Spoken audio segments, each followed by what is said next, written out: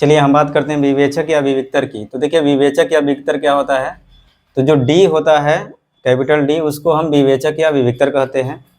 याद रखिएगा ये ज्ञात करने का तरीका है कि डी बराबर होता है बी स्क्वायर माइनस 4ac। आप सभी को पता है डी बराबर जो होता है बी स्क्वायर माइनस 4ac होता है, जिसे हमने क्या बताया कि जो हमारा समीकरण होता है A x square plus B x plus C बराबर 0 के रूप का होता है। या आपका ए जो है बराबर नहीं होना चाहिए 0 के। तो समझिएगा मैंने जो बताया था कि जो b होता है वह x का गुणांक होता है, a जो होता है एक्स स्क्वायर का गुणांक होता है और c जो होता है हमारा अचर पद होता है। यहाँ पे देखिए a जो है हमारा क्या है x का गुणांक है, सॉरी b जो है हमारा क्या है x का गुणांक है, b हमारा x का गुणांक है, a जो हमारा है एक्स स्क्वायर का गुणांक है और c जो है हमारा अचर पद है। तो आप यहाँ पे देख सकते हैं d बराबर बी स्क्वायर माइनस 4ac होता है। तो हम b और जो a और c होता है उसका मान जो है हम इस समीकरण से ही लेते हैं। आप जैसे में देख सकते हैं इससे भी बार बार क्वेश्चन जो है बोर्ड के एग्जाम में पूछे जाते हैं। जैसे अगर मान के चलिए हम दे दिए आपको 2x square plus 5x plus 3 is equal to 0 का विवेचक ज्ञात करें।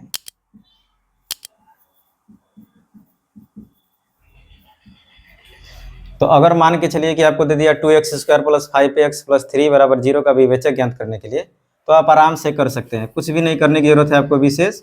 बस विवेचक रहेगा तो अब d का मान निकल जाएगा। तो d बराबर होता है बी स्क्वायर माइनस 4ac। तो देखिए मैंने बोला था कि ये जो है a का मान होता है, ये b और ये c, ये दो जो है क्या है a का मान है, 5 b का मान है और 3 जो है c का मान है। तो यहाँ पे b की जगह पे हम क्या लिख देंगे 5 माइनस 4, a के जगह पे 2 लिख देंगे और c की जगह पे 3 लिख देंगे। तो 5 का वर्ग करेंगे तो 25 हो जाएगा। है ये जो है 4 2 और 3 का आपस में मल्टीप्लाई करेंगे तो 4 दूना के 8 और 8 तरीके 24 हो जाएगा। तो 25 में से 24 को माइनस करेंगे तो 1 बचेगा। तो ये जो है आपका आंसर हुआ फाइनल विवेचक। तो हमें लगता है कि आपको समझ में आ रहा होगा। अगर ये समझ में आ रहा होगा और आपको अच्छा लग रहा होगा तो इसको ज़्यादा से ज़्यादा लाइक करें, शेयर करें और अपने उन दोस्तों को भी शेयर करें जिनको इनकी ज़्यादा ज़रूरत है या जो पढ़ना चाहते हैं या जिनको मैट्रिक के एग्ज़ाम में अच्छा नंबर लाना है। और एग्जाम्पल देख सकते हैं आप। जैसे मान के चलिए कि अगर हम देते हैं कि minus 2x square minus x plus 1 is equal to 0 का विवेचक ज्ञात करें।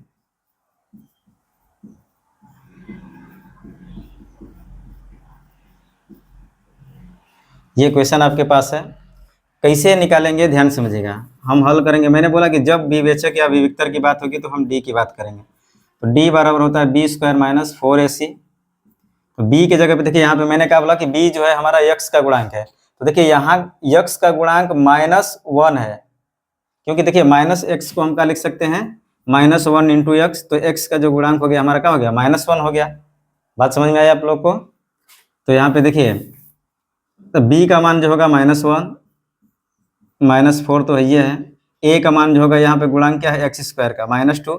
मैंने एक बार और बताया था कि जिसका निकालना है उसको ढक लीजिए। एक्स स्क्वायर का चाहिए तो इसको ढक के देखिए -2 बचेगा। एक्स का चाहिए तो एक्स को ढक लीजिए, देखिए -1 बचेगा। ठीक है।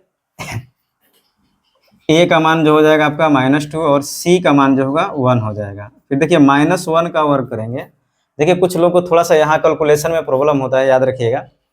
जैसे माइनस, अगर कोई माइनस है, ध्यान समझिएगा, थोड़ा सा यहाँ पे बेसिक समझने की जरूरत है आपको। अगर माइनस है, माइनस के ऊपर अगर पावर जो है इवन नंबर हो, इवन नंबर मतलब सम संख्या हो। सम संख्या का मतलब होता है जो 2 से डिवाइड हो जाए, जो संख्या 2 से कट जाए उस संख्या को हम लोग सम संख्या कहते हैं। अर्थात 2 से कटने वाली संख्या। सम संख्या का मतलब हो गया 2 से कटने वाली संख्या। तो अगर तो इसका जो वैल्यू होता है वो हमेशा पॉजिटिव होता है, यानी धनात्मक होता है, प्लस में आएगा। अगर माइनस के ऊपर अगर ऑड नंबर हो, यानी विषम संख्या। विषम संख्या का मतलब हो गया 2 से नहीं कटने वाली संख्या है।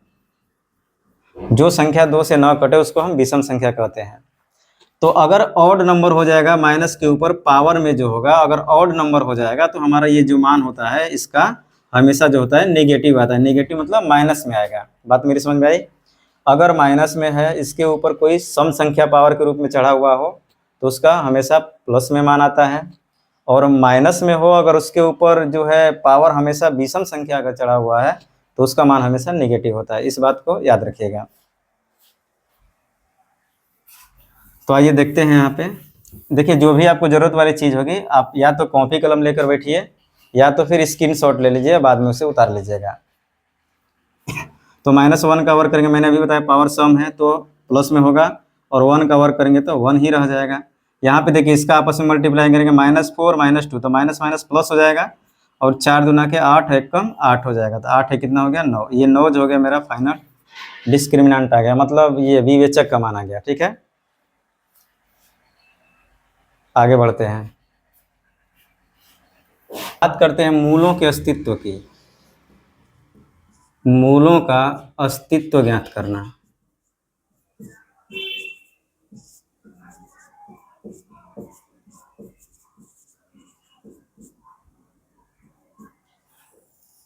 देखिए मूलों का अस्तित्व कैसे ज्ञात किया जाता है, इस बात पे थोड़ा सा गौर करिएगा। मूलों का अस्तित्व ज्ञात करने के लिए हमारा जो देखिए मूल जो होता है हमारा डी के मान पे डिपेंड करता है, यानी विवेचक पे डिपेंड करता है। तो आखिर किस किस आधार पे हम बताएंगे कि किस मूल का अस्तित्व है और किस मूल का अस्तित्व नहीं है।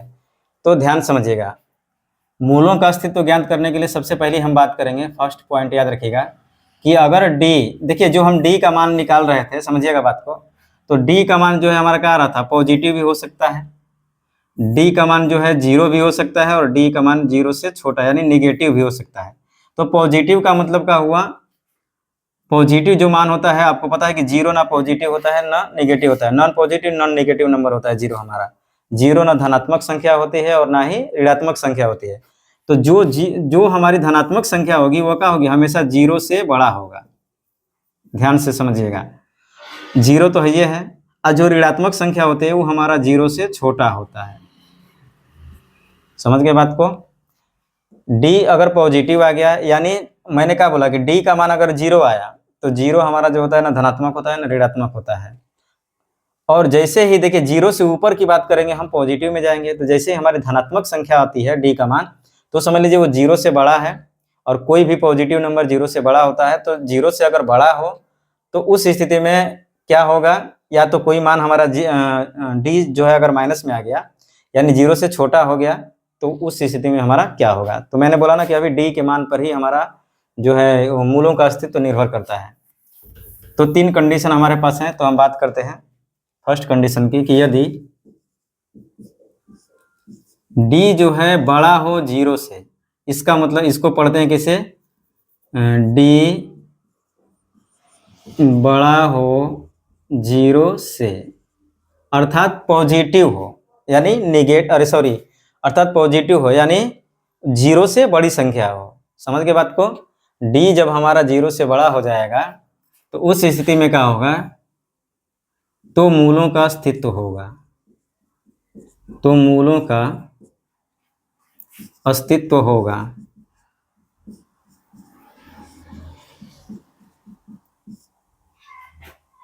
तथा मूल वास्तविक एवं असमान होगा।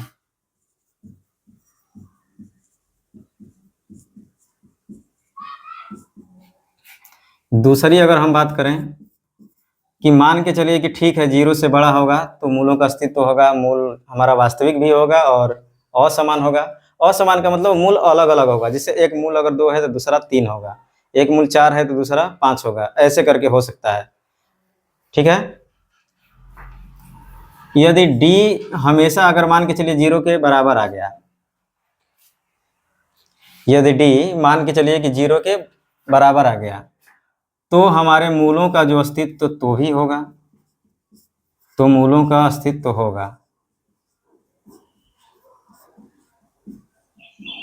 तथा मूल वास्तविक एवं समान होगा। समान का मतलब इक्वल होगा, बराबर होगा। जैसे मान के चलिए एक मूल अगर 2 है तो दूसरा मूल 2 है। हम सबका एक एक एग्जाम्पल देकर आपको समझाते हैं। तीसरी अगर बात करें, यदि d हमारा छोटा हो जाए 0 से, इसको पढ़ेंगे से d छोटा हो 0 से। यदि d छोटा हो 0 से यानी d का मान माइनस में आ जाए, नेगेटिव आ जाए, तो मूलों का कोई अस्तित्व नहीं होगा। मूलों का कोई अस्तित्व नहीं होगा।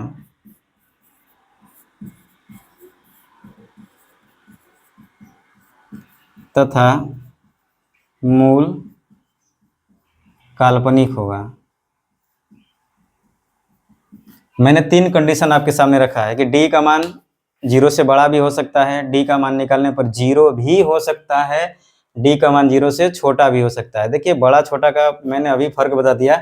0 से बड़ा अगर कोई मान है अर्थात धनात्मक है, 0 तो न धनात्मक होता है न ऋणात्मक होता है, और 0 से छोटा होने का मतलब मान हमारा जो है d का नेगेटिव है, यानी वो माइनस में है। ठीक है, तो अब बात करते हैं कि यदि d का मान 0 से बड़ा होगा तो मूलों का अस्तित्व होगा। ध्यान सुनिएगा, यदि d का मान 0 से बड़ा होगा तो भी मूलों का अस्तित्व होगा, d का मान 0 के बराबर होगा तो भी मूलों का अस्तित्व होगा। बस फर्क इतना है कि अगर d का मान बड़ा हो गया तो मूल वास्तविक के साथ असमान हो जाएगा, और d बराबर हो गया 0 के तो मूल वास्तविक के साथ जो है समान हो जाएगा।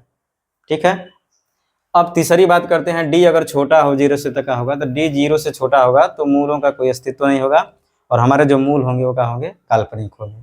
ठीक है, मेरी बात आप लोग को अच्छी से समझ में आई होगी, तो लाइक ज़रूर करिएगा। चलिए आगे बढ़ते हैं, इसका स्क्रीनशॉट ले लीजिएगा। मान के चलिए कि हमको निकालना हो 2x² माइनस x प्लस -3 बराबर 0 के मूलों का अस्तित्व ज्ञात करें।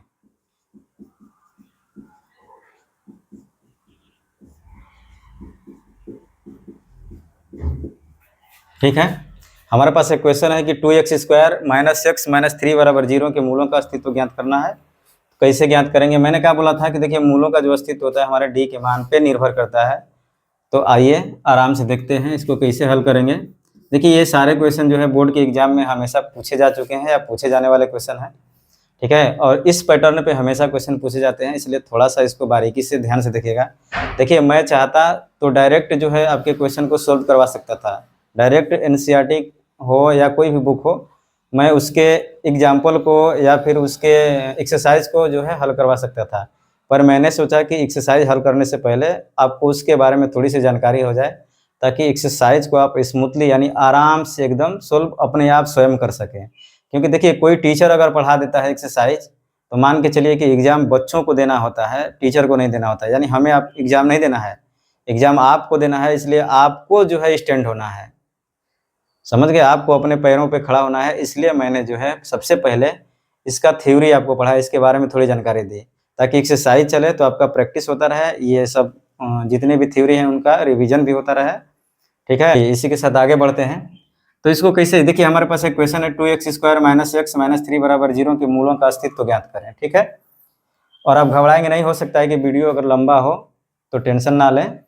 ठीक है, क्योंकि जब तक एक्सप्लेन करके आपको जानकारी ना दी जाए तब तक इसका कोई मतलब नहीं रह गया बनाने का। कैसे करेंगे, मैंने क्या बोला कि मूलों का अस्तित्व d के मान पर निर्भर करता है, तो सबसे पहले d ज्ञात करेंगे। d बराबर होता है b² माइनस 4ac, तो b का मान मैंने अभी बताया -1 हो जाएगा, -4, a का मान जो है x² गुणांक 2 और c का मान जो है -3 हो जाएगा। तो देखिए 1 का स्क्वायर करेंगे तो 1 होगा। मैंने अभी बताया कि माइनस के ऊपर अगर पावर सम संख्या है तो प्लस में ही मान आएगा, 1 का और 1 माइनस माइनस प्लस, और 4 गुना के 8 तरीके 24, जोड़ देंगे तो 25। यानी देखिए 25 मेरा मान का आया, पॉजिटिव मान आया d का, यानी d का मान जो हमारा का आया 25 आया। तो 25 क्या है, 0 से बड़ा है। 25 हमारा जो है बड़ा है किससे, 0 से, अर्थात डी जो है हमारा बड़ा हो गया किससे, 0 से, इसलिए मूलों का अस्तित्व होगा। मूलों का अस्तित्व होगा तथा मूल वास्तविक एवं असमान होगा। देखिए आप चाहें तो हम इसका आपको मूल निकाल के दिखा सकते हैं। देखिए समझिए बात को, जैसे 2x² माइनस एक्स माइनस 3 बराबर 0, मैंने बताया था। देखिए गुणनखंड निकालना आपको विधिवत शुरू से ही हम बता रहे हैं कि कैसे गुणनखंड निकाला जाता है। सबसे पहले दोनों का आपस में मल्टीप्लाई करेंगे तो 3 दूना का हो जाएगा 6, माइनस 6 आएगा। तो मैंने बोला कि अगर हमारा मान नेगेटिव आ गया तो समझ जाइएगा कि इसको दो ऐसे टुकड़ा में तोड़ना है कि गुणा करने पर माइनस में आए, यानी -6 आए, और जोड़ देने पर या घटा देने पर हमारा -1 आ जाए, क्योंकि यहाँ पे -1 गुणांक है। ठीक है, तो आराम से समझिएगा। देखिए इसको हम अगर करते हैं, इस एगो को माइनस रखना पड़ेगा, एगो प्लस, तो हमारे पास ऐसे संख्या को दो को सिलेक्ट करना है कि गुणा करने पर -6 आ जाए, तो एगो माइनस में होगा, एगो संख्या प्लस में होगा, कन्फर्म है। अब सवाल आ गया कि यहाँ एक है, तो समझिएगा कि ऐसी संख्या सेलेक्ट करना है कि दोनों के बीच का अंतर भी एक हो, यानी दोनों को अगर आपस में घटाया जाए तो उसका मान -1 हो। तो हम बात करते हैं कि अगर हमारे पास दो विकल्प है, 3 2 कर देंगे तो हो जाएगा, देखिए 3 दूना के 6, और दोनों में से दोनों का अंतर जो हो गया -1 का, तो हमारा हो जाएगा कौन सी, 2x²। तो -3 है तो यहाँ पे -3x लगा देंगे, और +2 है तो +2x लगा देंगे, और -3 है, ये है 0।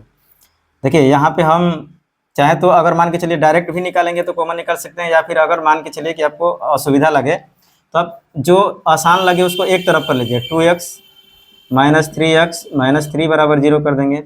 यहाँ देखिए 2x कॉमन निकालेंगे तो x + 1, यहाँ -3 कॉमन निकाल लेंगे तो x, देखिए माइनस निकालते हैं तो ये चिन्ह चेंज हो जाएगा, +1। तो देखिए एक हो जाएगा हमारा x + 1, और एक हो गया 2x - 3। तो हमारा जो x - 1 बराबर 0 हो जाएगा 2x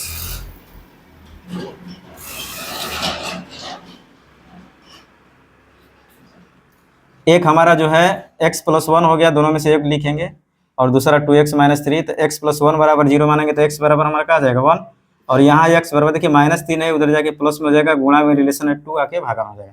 मेरे कहने का मतलब क्या है, देखिए मूल निकल गया, क्योंकि अस्तित्व है तो मूल निकलेगा, और मूल वास्तविक है क्योंकि संख्या क्या है, वास्तविक नंबर है, वास्तविक संख्या आपको पता है। और ध्यान से देखिएगा, इसका दो मूल में क्या है, एक है, और दूसरा जो है 3/2 है। तो क्या देखिए दोनों मूल सेम है कि अलग अलग है, अलग अलग है कि नहीं है। तो वही इसके कहने का मतलब है कि मूलों का अस्तित्व होगा, अर्थात मूल ज्ञात होगा।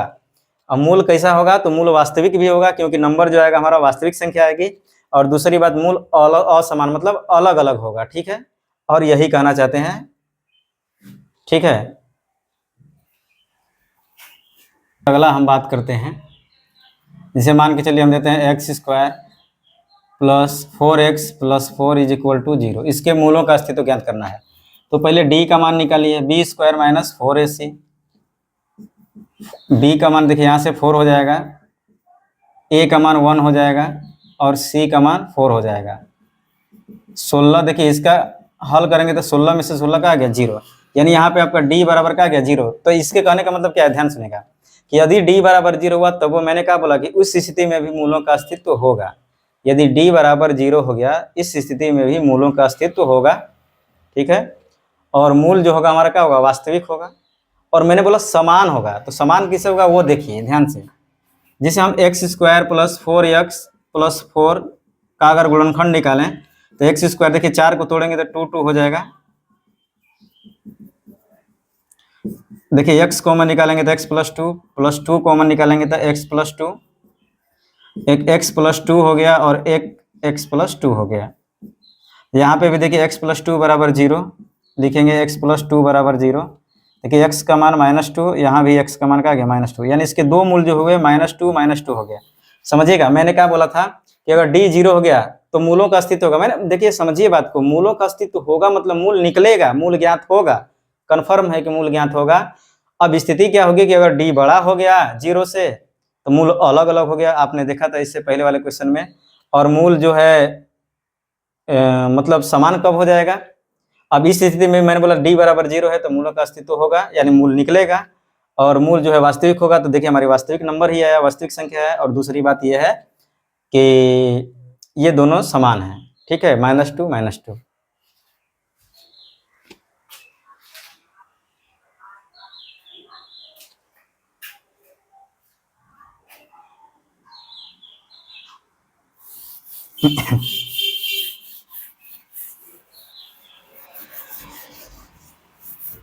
मान के चलिए हम एक और क्वेश्चन देते हैं आपको एग्जाम्पल के थ्रू। 3x + 5, अगर हम कह दें इसका इसको मतलब मूलों का अस्तित्व होता है, b² - 4 से हो जाएगा d बराबर, तो b का मान 3, 4, a का मान 1 और c का मान 5। तो देखिए 9 - 20 घटाएंगे तो -11। देखिए ये क्या हो गया, मैंने बोला था ना कि माइनस अगर आ गया तो समझिए कि 0 से क्या है, छोटा नंबर है। तो यानी बराबर -11 मतलब -11 क्या है, तो 0 से छोटा नंबर, यानी d जो है हमारा क्या है, 0 से छोटा है। तो इस स्थिति में क्या होगा हमारा कि मूल का अस्तित्व नहीं होगा, यानी मूल ज्ञात नहीं हो सकते हैं, है ना। और मूल इनके जो होंगे क्या होंगे, काल्पनिक होंगे, ठीक है।